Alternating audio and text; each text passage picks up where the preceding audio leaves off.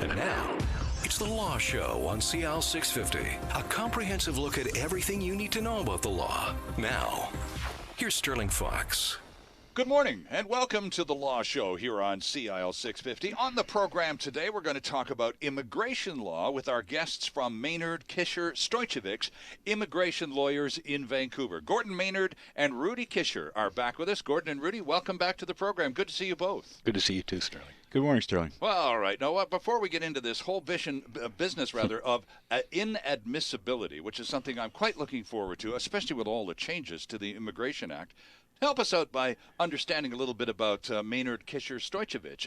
Rudy, start us off. The firm has been around for how long? And tell us a little bit about the kind of immigration law you practice. Well, we've been around, the three of us, Gordon and myself and my partner Alex Stojicevic, we've been around together for 10 years. Alex and Gordon were together 2 years before I joined them. We're a boutique law firm. All we do is immigration work. We specialize in that, and we really love what we do. We got to start in litigation is how we started. We did a lot of immigration litigation, and our practice has grown. That we do probably mostly solicitors work in the sense of helping companies bring people, bring skilled workers to Canada or global mobility, moving executives around. And we also help individuals with their immigration issues, whether that's sponsoring a love member to come over, such as their spouse or their child or their parents or grandparents to come to Canada. And we also help people that run into trouble with immigration and need help before Canada's tribunals on immigration. Right. Now, Gordon, you've participated at the federal level on a number of immigration policy-making groups. And when was the last time you did one of those rounds? Last fall. Okay, and was that in advance of the new act, the new Immigration and Citizenship Act of January 1st? No, it was part of that. Okay. There's been a lot of legislation that's come down the pipe in the last few years. Right. Last fall, there was some Senate hearings on one of the parcels of that, part of the economic reform policies. Okay. And so we go on behalf of CBA to speak to Parliament and speak to the committees about our views on the law. Okay. And how much, when lawyers, because lawyers are in a position to change policy, regardless of the type of law you practice, you deal with the ground level, boots on the ground, where the policy hits the people. And in a lot of cases, not particularly well. And sometimes policies get reviewed on the basis of its impact on the population. And lawyers are at the tip of that spear. I wish they were. It's not always the case. Oh, really? The government is the government that has control over policy. All we can do is work with the laws that Parliament passes. Right. Sometimes those laws accurately reflect the policy intended, and other times they don't. And sometimes laws have impact that no policy can justify. True. And so we have to work with those laws. We try and help the government through CBA, for instance, when laws are being developed. We offer our input on what we think the law is going to do and how it's going to operate. Right. And we hope that it reflects good policy. But it's the Parliament that has the right to choose policy, not lawyers. Of course, no, but in terms of bringing to even the members of Parliament, to say nothing of Cabinet, the issues that are of concern to the general public, sure, the media does its bit, but generally, when encouraged by the lawyers representing a lot of aggrieved parties in many cases. Yeah, and I think that if the government took the time to listen to the organizations such as the Canadian Bar Association and take into account their views, we would have better law. I'm afraid to say that over the years, particularly in the last decade, the government does not listen to organizations such as CBA, not enough. There's been a little bit of I would say almost a hostile environment that, we're seen as self-serving. So the Canadian Bar Association that represents lawyers puts forward an opinion paper saying, we believe these are the issues. Right, and we get back from the minister of the day, well, you guys are just, trying to sort of make money out of this, and this is why you're complaining because it's going to affect your interests. And Gordon and I, we always have a good laugh because, any time the government changes the laws or makes them tougher, it ends up creating more business for us because it's more difficult for people to stay in Canada or to get to Canada, and it creates more work. So it never, when the Bar Association puts these things forward, they're looking for, the best sort of impact for Canada generally, not as a self-serving interest, and it's mischaracterized often by the government. Gordon, how difficult is it? You were talking about in recent years, particularly the government's deaf ear when it comes to the input from public policy-oriented groups. In an election year, when it really is a gunfight for the next several months, I would assume the government ear is actually officially turned off, right? It's been turned off for quite a while. Oh, interesting. Okay, so the election doesn't change things much in terms of this It particular government. perhaps brings it to a more sharp point. I mean, right now we see legislation coming down the pipe or proposed by the government with respect to security issues. Absolutely, yes. And with respect to law and order in the sense of revising the sentencing of long-term prisoners True. and their access to parole reviews. And this legislation is going to come, and I think people can see that much of it is politically driven. Definitely. And can it be said that they are taking input from learned bodies about the impact of this legislation? Well, that's for the public to view. But we should all keep our eyes on the newspaper and follow this closely and see what the motivation is behind this legislation. Interesting stuff. Now, we wanted to talk and spend a great deal of time on today's program, gentlemen, talking about inadmissibility issues, as in who gets into Canada and, from time to time, who gets tossed out of Canada. So, and there are many, many categories. So, talk to us a little bit about the framework of inadmissibility. For example, who determines or who sets the rules for who gets to stay and who gets tossed out? Rudy, is that a Ministry of Immigration obligation? Did they set all of this? Yeah, that's all set. It's set by Parliament, so it's already acted into the Act and regulations that are passed by Parliament. Sets and in the Act is where inadmissibility is set up, so it decides who. When you're coming to Canada, it's a two-part process. First, are you eligible to come to Canada? So Right. I want to come to Canada because I'm investing in Canada or I'm going to work in Canada and I have a job offer. That allows you to be eligible to come to Canada. The second job of the immigration officer who enforces these regulations is, are you admissible to Canada? Is there an overriding reason why, despite you being eligible to come to Canada because you have a job offer here or you have a family member, why we should keep you out? And, the major ones that they look at are things like criminality. Do you have a criminal background? Or do you have a health issue that's going to cost the government a lot of money? Or are you associated with some very bad people and therefore you're a security risk or a member of organized criminality that would keep you out? What, in terms of, Gordon, in terms of this particular government, of that short list of possible reasons for inadmissibility that Rudy just identified, would the security probably top the list in terms of the priorities of the current government? Maybe as a political priority, but not by actual numbers. Okay. I mean, the numbers, there's 9 different inadmissibilities set out in the legislation. All right. But in the practice of law, there's only a handful of them that come up commonly. There's others that come up uncommonly, such as security and human rights violations, but not many people fall afoul of those. Okay. They're obviously important, but they don't account for the numbers. So if I went down the list of all the inadmissibilities, and there's 9, let's just go down the list quickly. There's security inadmissibility. Mm-hmm. That's like being a terrorist or somebody who tries to upset governments. There's human rights violations. Those are people who have committed war crimes or crimes against humanity. You don't come across those very often. No. There's criminality inadmissibility. You do come across that. Criminality is much more common than the security inadmissibility. Organized crime, you come across that once in a while. Mm-hmm. All right?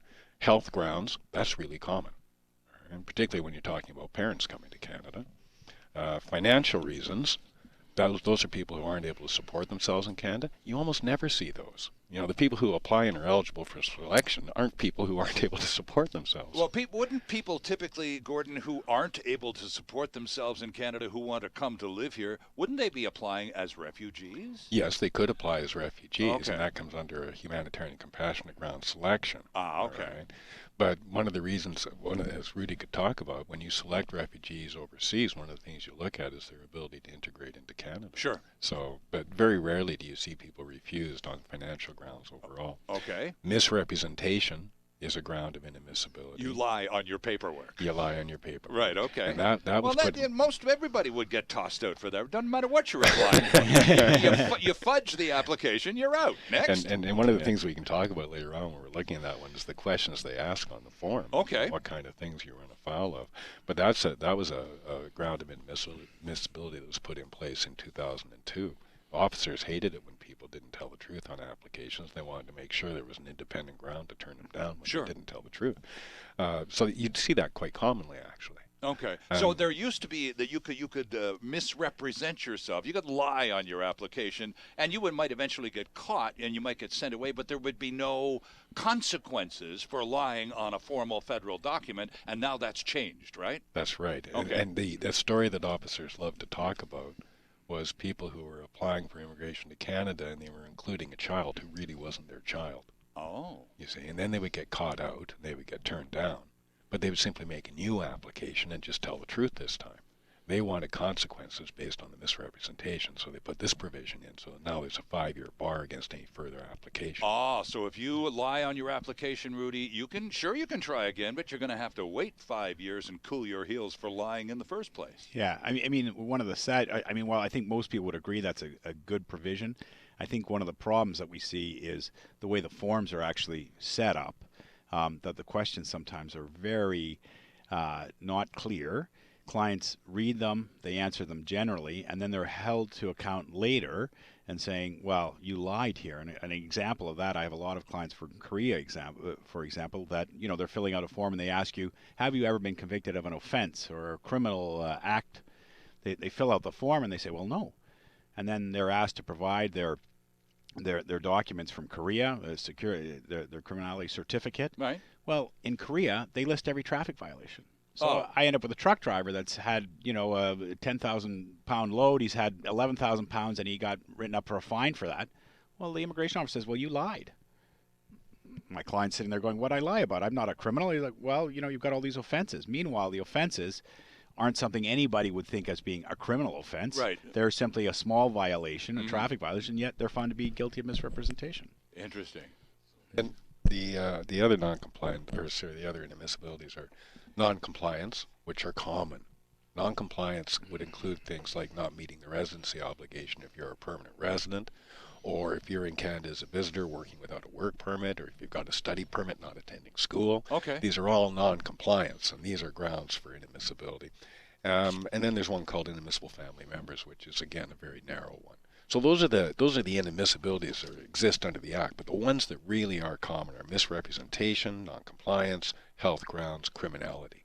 Okay, now, when a person makes an application to come to Canada, it can be from here as a temporary worker, for example, but in many cases it's made from abroad, from another country. And in some cases, and Rudy, you've worked in Hong Kong, so you know that we used to have a mission in Hong Kong that had Canadian immigration personnel. I don't know that we still do in that jurisdiction or not, but in terms of inadmissibility, can an immigration officer in a foreign country take one look at your application and go, you're never gonna get admitted. This is just not going to fly. And before you even get the paperwork to Canada, you're out of the game. Yeah, that happens quite frequently. Most people apply for a work permit, for example, from abroad. So they apply at a Canadian consulate or a Canadian embassy or a high commission. That application goes in and you're asked a bunch of questions. Have you ever had a criminal record? So if the person answers, yes, I had a criminal record, I was convicted of, for example, coming from the States, I have a DUI from 5 years ago. Most likely that person would get a letter back saying, sorry, you are criminally inadmissible and you can't come to Canada. And that's the letter they get back, and then we would get a phone call and discuss and looking at other options for that person in terms of, what are their choices after that. Is that a true example, by the way? If you get nicked for drinking and driving in America, the Canadian government can deny admission to this country? Yeah. That's a frequent, for us, is that right? When you talk about inadmissibilities, I would say for us that's probably the most frequent call that we get is American clients all of a sudden have been coming up to Canada for years. Sure. They never get checked because what happens when you show up at the border, they don't automatically check your criminal record every time, right? And they don't ask the question often. For a long time, my understanding is they had a policy of don't ask, don't tell. So they never asked whether you had the criminal record because they didn't want the hassle sometimes of having to look into this, right? So, if you are asked, if somebody coming into Canada is asked, do you have a DUI? You should always, of course, answer the truthfully answer, yes, I had a criminal record. They look it up, they see it's a DUI. They don't have any option except to tell you that you are inadmissible. At that point, the officer has some discretion, which you can make certain applications to let you in, but you are criminally inadmissible. At the border point. Yeah. Just you're looking at the person in the uniform and they're I'm sorry, there's criminal behavior, there's a demonstration of we can't let you in. Yeah, but what happens then? You got options. Okay. The fact is that we by law set a very low threshold for something like criminal inadmissibility. Okay. And that's why a single DUI in the States can render you inadmissible, does render you inadmissible. But the options available are this. If 10 years have passed, and that's your only conviction, then you're deemed to have been rehabilitated. Okay. Okay? 10 years have passed since completion of sentence. All right. And no subsequent convictions of any yeah, kind. that has to be okay. your only conviction. Mm-hmm. Okay? Alternatively, if 5 years have passed, you can ask the officer to determine that you've been rehabilitated and overcome the inadmissibility. But that's a formal application. If you're not prepared to do that, the guy's not going to do it at the border for I was just going to say, you're not going to do it at Peace Arch or at the airport, you are could theoretically, but it's just not going to happen on a spontaneous application. Okay, right. The third possibility is that the officer says, look, you're inadmissible.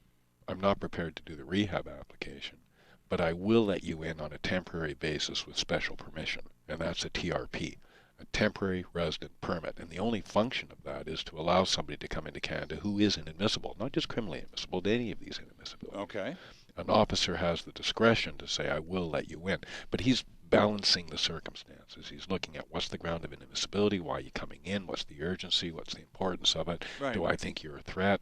Yeah, the risk to Canada, he has to measure the risk to Canada, the benefit to Canada, right? So a DUI for a person who, can say, well, I've been going to AA, I haven't had a drink in 5 years. Actually, I'm flying in, I'm not going to be driving. Mm-hmm. I'm coming in for an important meeting we're going to buy a bunch of product here in Canada and ship it down. Then the officer usually, they're very reasonable, can take a look at it and say, well, yeah, we're going to let you in. You have to pay a fee for that, $200, fill out an application form. We give you what's called a temporary resident permit. Let you in for that one time only, usually, for that specific entry. They can do a multiple one, but that's not. So that can happen overseas, in an overseas application, or it can happen at the border for people who are applying at the border. And what is the length of this one-time only temporary permit for? The officer, the maximum they can do is a year. Oh, right? okay. So they're only allowed for a year. I thought it was like a week or two. Well, no, it's usually up to the it is. officer. Oh, yeah. okay. So if you're coming in for a week, the officer usually will enter it. It's come up as a surprise to you, and the officer says, well, okay, you didn't know about this. You didn't realize you were inadmissible. You've got these plans. There's not a big risk to Canada. We're going to let you go this time, and it's only for this trip.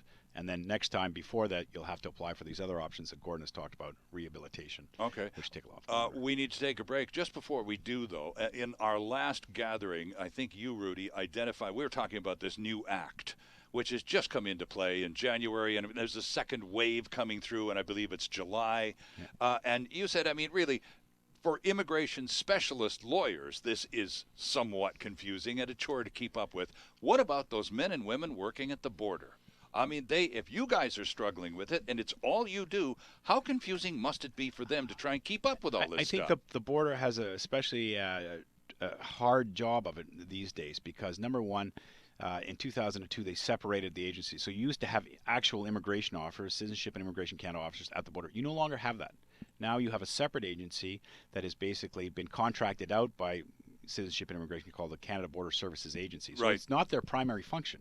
Immigration is like a second or third function. Their first function is like security and customs issues. Right. Immigration is something they have to deal with, but is really not their chief mandate. So, and my understanding is the training for that, because they have all these other functions they have to deal with, has been reduced quite a bit, that they get somewhere around 40 hours worth of training. And that's a total training that they get to deal with immigration officers, with the issue. And I don't know how much update they get given on a regular training, and it's hard for them to keep up. So sometimes officers are like, well, we didn't know that, or thanks for bringing that to our attention that's changed. And this is a good time to have lawyers on your team, especially if you feel that you've been just perhaps not as well served as you could have been at the border. I think if you're having issues at the border, it's always a good time to call a lawyer and have a chat to see what your options are. Our guests are immigration lawyers, Gordon Maynard and Rudy Kischer. The firm is Maynard, Kischer, Stojicevic. It is online at vancouverlaw.ca. The offices are downtown at 1168 Hamilton Street. This is The Law Show on CIL 650, and we're just getting started. Back after this. There's more of the show still ahead. This is The Law Show on CIL 650.